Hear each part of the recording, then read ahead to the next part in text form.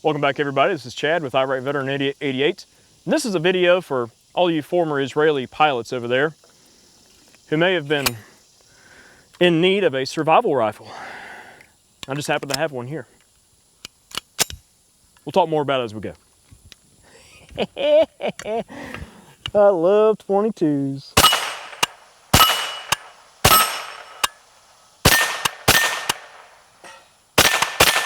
Man. Oh, I needed one more round. Boy, she's accurate. Well, she gets it out of here, man. Yeah.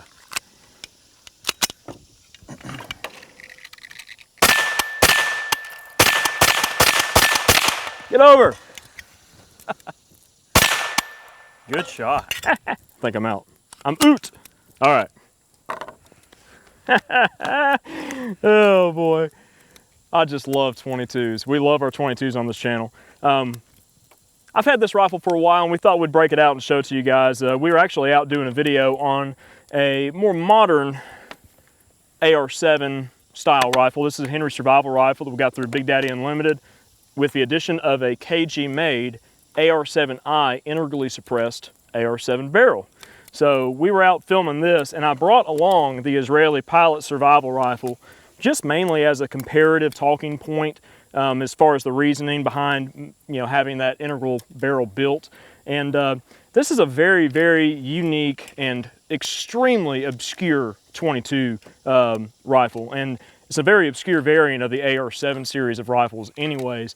This kind of came about for the need of the Israelis for some sort of survival implement for their pilots back in the day. I mean, this was talking about between the 60s and the early 80s for the most part. But this is an original Armalite AR-7 produced here in the United States. And to my knowledge, the rifles were ordered and they were shipped over to Israel. And then the Israelis modified the rifles heavily, as you can see. They pulled the survival type floating stock off that you see on this Henry survival rifle here, and you've seen like the Charter AR-7s and the original Armalite AR-7s, and they put this wire sliding stock. You see, it just has a small hinge mechanism up front that locks it in place, and then it collapses down.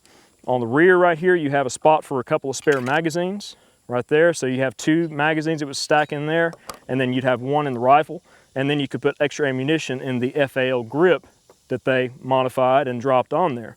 And also on the barrels, a small sling swivel attachment was introduced there. And then the barrels were shortened down to 14 inches. And then they would take surplus Mauser front sight bases and hoods, and they would drop these Mauser front sight hoods on there. And when these were imported back in the United States, obviously they needed to meet GCA regulations and all that happy stuff. So they had to have like a small muzzle device pinned on there. So this is a small aluminum, like 3-chamber muzzle brake. And not that 22 really needs any sort of recoil reduction, but still, just for import purposes. And these were imported by Brickley Trading Company out west in California back in the 90s. And to my knowledge, there's only about 250 to 300 of these in the United States, which makes it very, very rare and obscure, as I mentioned. And I'm a big nut for Israeli guns. I just love Israeli guns. I have no idea why, and I love 22s. And when I saw this thing come up for sale, I just had to have it. And I've had it for a few years now, and this is the first time we've broken it out to do a video. But it comes apart just like any other AR-7. You have a barrel nut here, and then you've got just a keyed barrel extension that slides into the receiver itself. And these receivers are just, they're just cast. So they're relatively fragile, They can take a beating, but they still are a little bit fragile. But that little key just goes in there. They were trying to keep that weight down. They were, and it's very lightweight. I mean, this is like a 3-pound rig, It's very, very lightweight. And these early guns, they didn't really have a provision for mounting optics on or anything. There is a slight dovetail on the top. There are some scope mounts that you could drop on top of this thing. It does feature just a rear peep sight, just a very, very small, very crude aperture that you can unscrew this little bolt back here, and you can raise and lower it in order to correct for your elevation. And then your windage adjustment is just driftable up front with your front sight. And this is just a standard V-style Mauser front sight blade. Very, very crude sights. But just overall a neat rifle. And this one's outfitted with an Uzi sling. Originally these would have come from Brickley with Uzi sling with the pad on there, which the pads are impossible to find. If you guys know where any pads are, I need one. So, but just a cool rig. We thought we'd show it off. So I'm gonna stop talking and we're gonna shoot a little bit more. The thing's accurate, man. Oh yeah, it's very accurate. We're gonna take some shots at some sodas and shoot a little bit, maybe 25 and 35 yards and send some back there to 75. But all right, you're a hungry pilot. You And gotta eat. There's a groundhog right there. Who? And you need to eat. All right. Can you do it? Can I do it? Can he do it? You got one shot. One shot, huh? All right. Or he's gonna duck down in the hole, you're gonna starve. All right. You got him.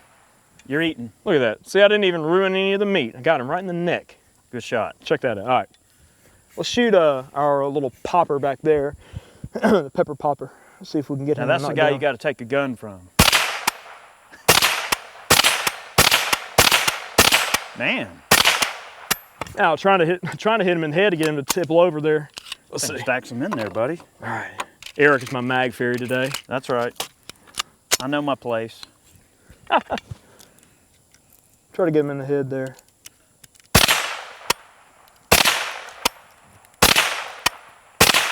Oh yeah. There Man. we go. Yeah. That joker is accurate.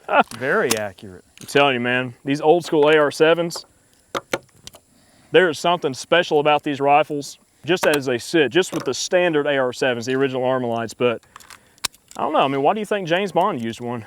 You know, but I think his may have been a 25, not a 22. You want to keep running mini mags? Yeah, let's just run the mini mags, man. They're shooting great. All right, take out some sodas. Yeah, you do got to run hot ammo with these guys. Yeah, they a lot of the older AR-7s, they don't really function very well with subsonic ammunition or even standard velocity. I've had some problems with standard velocity in this rig, but running the hot stuff, man, go on, she purrs like a kitten. Soda pops. Boy, them mini mags pack one heck of a punch. These are the 36 grain hollow points. They are. Man. All right, let's see. Yeah, 1260. Yep, definitely getting full velocity out of these things.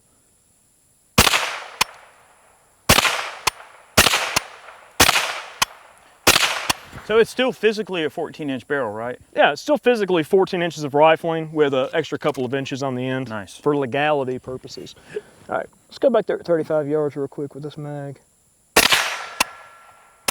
Ah, Heck yeah. denied. You want more ammo or is this? No, that's plenty. Okay. So we've been running the original magazines that I got with this rifle.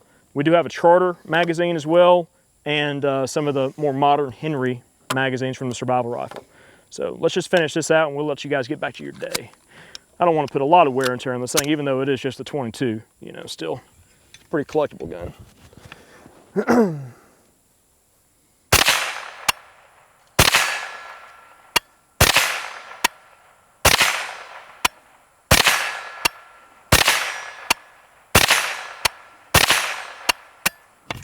Oh, you saw that flinch.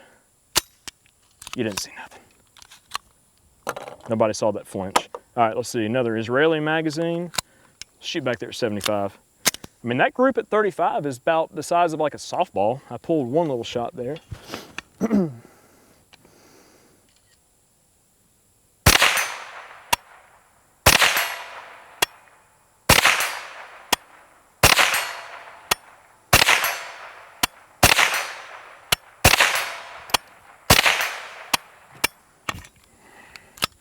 I will say, the trigger on this rifle is far superior to just about any other AR-7 I've ever shot.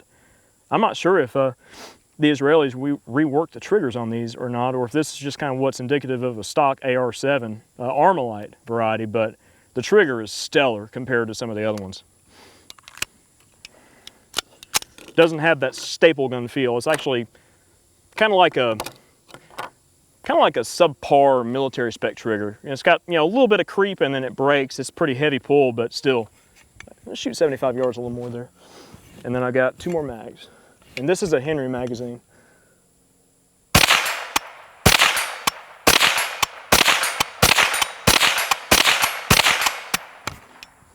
I mean, it's like a pie plate at that range, but man. Excellent. Yep. All right, that is another Henry mag. For survival purposes, it's perfect. Oh man, it'll get the job done for sure. It will.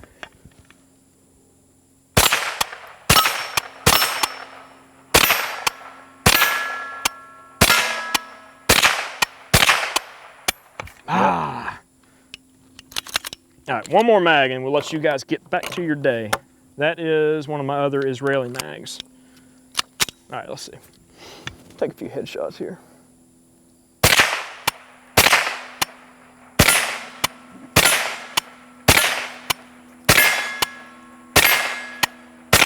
Woo! Well, she is getting hot.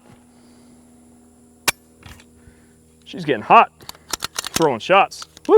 All right, we're gonna let her cool down. But cool gun.